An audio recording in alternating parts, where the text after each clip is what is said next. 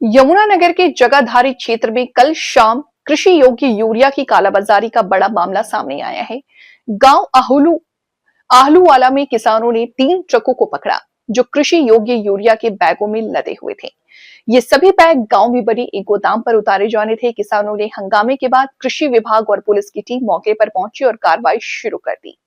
अब वहीं पर उप कृषि निदेशक आदित्य डबास ने बताया कि मैं आपके माध्यम से ये बताना चाहता हूं कि कल करीब 3 बजे मेरे पास कुछ किसानों के फोन आए।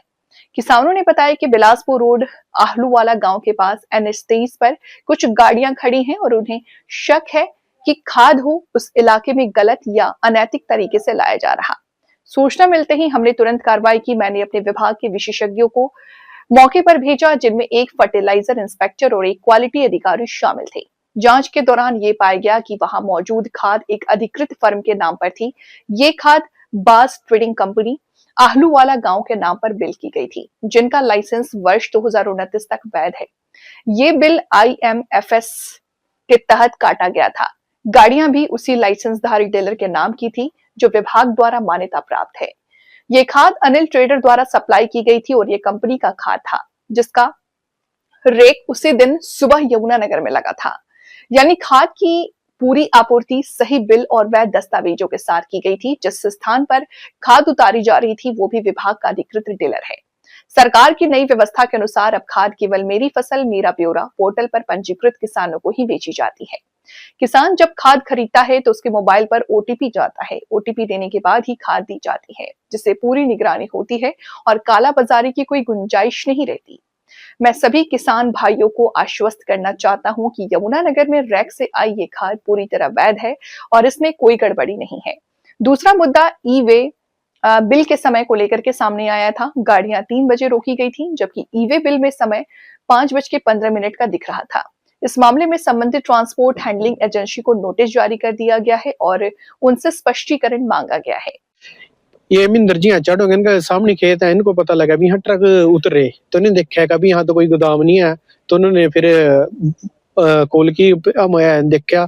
फिर मैंने किसी विभाग से संपर्क करें, किसी विभाग आ गया जी है, इनसे बिल बुल मांग रहे, गेट पास मांग रहे, अथॉरिटी लेटर मांग रहे। मारते पहला जी यहाँ पर GST वाले और सेल टैक्स वाले आकर चले गए थे, उन्होंने भी इनका बिल बुल देखे होगा। इसके बारे में मैं बताएंगे जी, प्रमाण तो है उनके बारे में इतनी नॉलेज नहीं है। हम एग्रीकल्चर डिपार्टमेंट वाले से खड़े यही खड़े हैं जी, आके चेक करें। कुल कितनी गाड़ियां? ये 3 गाड़ियां थी सर। यहाँ कितने कट्टे होंगे लगभग? एक गाड़ी में ड्राइवर था 720 कट्टे, तो कुल मिला के 21-2200 कट्टे। 21-2200 कट्टे करीब है। और गोदाम में कितना माल होगा? बस एक गाड़ी उतरेगी जी, एक ये खड़ी एक बाहर है, 3 गाड़ी ऐसी समेत थी। तो क्या कहाँ से आई है गाड़ियां और कहाँ? ये बिल में पता लग रहा है जी करनाल से आई, जबकि आज यमुनानगर में भी रैक लगा है। ये तो नहीं बताएंगे भी ये करनाल का डिस्ट्रिक्ट का यूरिया यमुनानगर में आ सकता है कि नहीं आ सकता। तो ये किसका गोदाम है? ये भी पता नहीं कर किसका है। ये खड़े हैं, माल बुलाया जिनको आने लग रहे। तो इस माल की जो है वो क्या इनके बिल बुल है? बिल करनाल का कह रहे जी, वे डिपार्टमेंट के उनके पास है बैठे जी एग्रीकल्चर वाले, मैं बताएंगे इसके बारे में। तो क्या ये कृषि योग्य यूरिया? यहाँ जी 46% नाइट्रोजन एग्रीकल्चर यूज है जी। 7 लाख की फैक्ट्री है? 7 लाख की फैक्ट्री है जी, यहाँ पर फैक्ट्रियां बहुत है जी। इन जिम्मेदार को पड़ता है जी 267 ये आलू वाला जी। तो क्या ये जो यूरिया है ये कृषि किसानों की बजाय या फैक्ट्री में जाता है? किसानों को मिलता है जी 267 रुपए का, फैक्ट्री में जाता है जी 1000 रुपए कट्टा।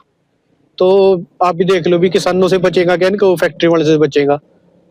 ये सारा यहाँ पर इनकी अनलीगल काम हुआ जी, अवैध तरीके खा जा फैक्ट्री में।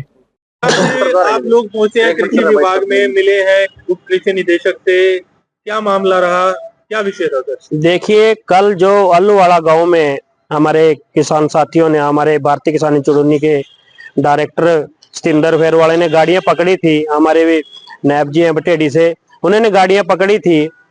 तो वहां पर मुद्दा कुछ और था, ये मुद्दा कुछ और निकला है। आज DDA साहब पे आए हैं, जो रास्ते का बिल था उसमें टाइमिंग का फर्क लग रहा है। जो रास्ते का बिल था उसमें टाइमिंग कुछ और थी। जो हमारे किसान साथियों ने गाड़ियां पकड़ी इसमें टाइम कुछ और था, 3 बजे के लगभग थे। जो बिल कटे हैं वो 5:19 पे बिल कटे हैं। तो उसको लेकर DDA साहब से मिले। DDA साहब ने कहा जो लाइसेंस है, जो जहां पर खाद उतर रहा था वो लाइसेंस बिल्कुल उसका सही है, पर जो बिलिंग का रोड़ा था उन्होंने कहा भी ऐसे बिल अधिकारियों ने या जिसने भी काटे हैं वो बिल क्यों काटे हैं, उसकी जांच चल रही है, तो जांच जैसी भी होगी उन पे मुकदमा दर्ज किया जाएगा। तो आप किसान यूनियन से हैं और किसान भी आपके साथ, आप लोग आश्वस्त हैं इस कार्रवाई से? बिल्कुल, अगर कोई कार्रवाई नहीं होती, अगर उसमें कोई अधिकारी कुछ आनी-गानी करते हैं, दबाव में आते हैं किसी के, तो अगला एक्शन लिया जाएगा। ये तो धरना प्रदर्शन किया जाएगा या इसके खिलाफ एक बढ़िया मोर्चा खोल के यहाँ पर उनके खिलाफ या अधिकारियों के खिलाफ कार्रवाई कराएंगे। सर विभाग की ओर से वो लगा लिया जल रहा है। सर विभाग की ओर से कल 3 ट्रक कृषि यूरिया जो है वो पकड़ा गया था आलू वाला गांव में, क्या है पूरा मामला सर? देखिए, पहले तो मैं आपके चैनल के माध्यम से बताना चाहूंगा कि कल 3 बजे के आसपास मेरे पास कुछ किसानों का फोन आया कि जिस तरह से उन्होंने बिलासपुर रोड पर आलू वाला गांव के पास को 2-3 ट्रक गाड़ियां रोक रखी हैं, जिसमें उन्हें संदेह है कि ये खाद उन्हें उस एरिया में अनैतिक तौर पर या मानने की किसी फर्जी तौर पर वहां पर लेके आ जा रहा है। हमने जैसे ही इस बात का पता चला तो मैंने अपने विषय विशेषज्ञ जो हमारे एक इंस्पेक्टर भी हैं, फर्टिलाइजर इंस्पेक्टर, और दूसरे क्वालिटी कंट्रोल, दोनों को मौके पर भेजा। तो वहां पाया गया कि वहां पर एक मिस्टर बाजवा ट्रेडिंग कंपनी है जो आलू वाला में रजिस्टर्ड है, जिसका लाइसेंस 2029 तक वैलिड है। उसके नाम ये बिलिंग की हुई थी और ये IMFS एक हमारा फर्टिलाइजर मॉनिटरिंग सिस्टम होता है, उसके तहत ये बिल उसको काटा हुआ था। गाड़ियां उसके नाम की, वो लाइसेंसधारी है और डिपार्टमेंट का लाइसेंसधारी है। 29 तक उसकी खाद की बेचने की वैधता है। जिसके द्वारा सप्लाई किया गया था वो अनिल ट्रेडर्स द्वारा सप्लाई किया गया था, किरपको कंपनी का खाद था, जिसका रैक कल सुबह मॉर्निंग में ईमानगर में लगा था। तो इस प्रकार जो खाद की आपूर्ति थी वो बिल के साथ हुई थी और जहां हुई थी वो भी बिल्कुल डिपार्टमेंट का अधिकृत डीलर है। और जैसे कि अब नई व्यवस्था सरकार ने की है कि जितना भी खाद है वो सारा खाद जो है मेरा फसल मेरा ब्यौरा पर जो किसान रजिस्टर्ड है उनके द्वारा ही बेचा, उनके माध्यम से ही बेचा जाएगा। किसान जब भी कोई खाद लेने जाएगा, बिल का खाद जो आता है, और प्रॉपर बिल का खाद लेने से उसकी प्रॉपर मॉनिटरिंग एक एक बैग की होती है। जिस किसान को बेचा जाएगा उस किसान के मोबाइल पे OTP जाएगा और OTP जाने के बाद वो उसको OTP देगा और उससे किसान की पहचान हो पाएगी।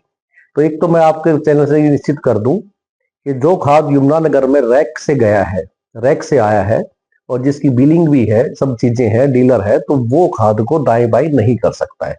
इस बात के लिए मैं सभी किसान भाइयों को भी और जो लोग वहां मौजूद थे उनको आश्वस्त करना चाहता हूँ।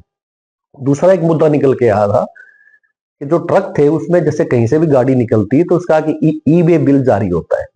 ई-वे बिल में टाइमिंग का फर्क था क्योंकि गाड़ियां जो है वो 3 बजे के आसपास वहां पर रोकी गई थी और ई-वे बिल पर जो टाइम था वो 5 सवा 5 बजे का था।